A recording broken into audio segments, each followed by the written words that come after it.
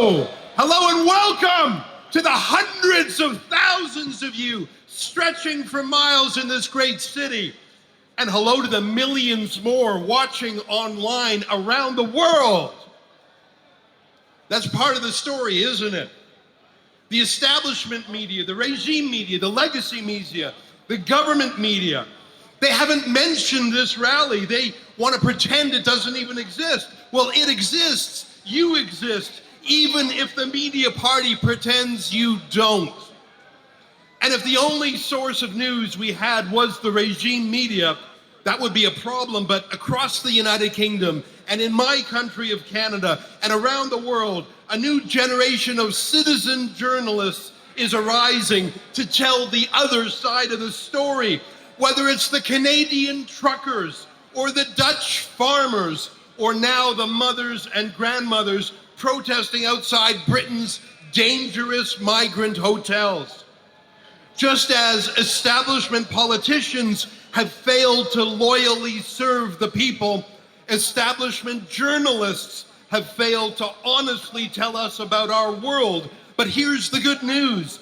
Each of you can be a journalist. If you have a cell phone with a video camera, you can be a journalist. If you have an X account, you can be a journalist. To fill in the blanks left by the media party, to tell the story of your own community, and to correct the regime media's many errors and lies. Measured by the number of people who watch his videos and documentaries, our host today, Tommy Robinson, is in fact Britain's leading journalist.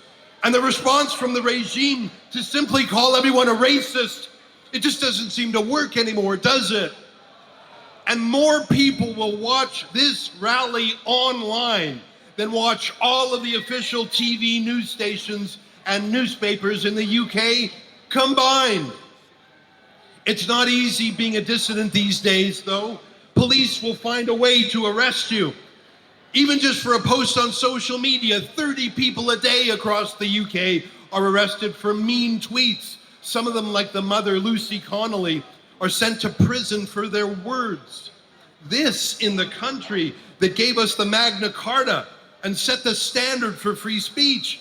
That's why there are so many people around the world watching, because we're worried about Great Britain. We love you. You're the place that taught us about responsible government and freedom, and you're losing both, and it's painful to watch. The British people are slow to anger. They're polite. They believe in keeping calm and carrying on. They believe in a stiff upper lip.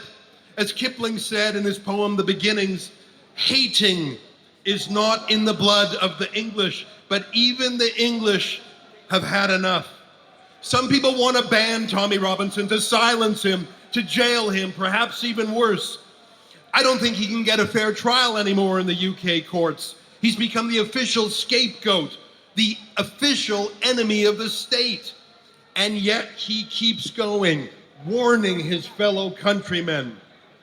The best time to have heeded Tommy's warnings was 15 years ago. But the second best time is right now. And I think that's actually happening. Mainstream politicians and journalists are now talking about stopping immigration and even mass deportations and re-migration. Politicians who used to support censorship, like the Online Safety Act, are now talking about freedom. They now carefully and modestly support the things that they used to condemn when Tommy Robinson said them. And we noticed that. Tommy was just ahead of his time. That is my hope today, that the ideas that were censored, the debates that were forbidden, the news that was covered up, the marginalization of patriotic citizens, the bizarre preference for foreign people and foreign ideas over national ideas, my hope is that era finally comes to an end. And when the British people look back, when you take back your country, you will be able to say, you were there. You were there at a turning point. You were there when the people decided in their millions to no longer be afraid to love their country.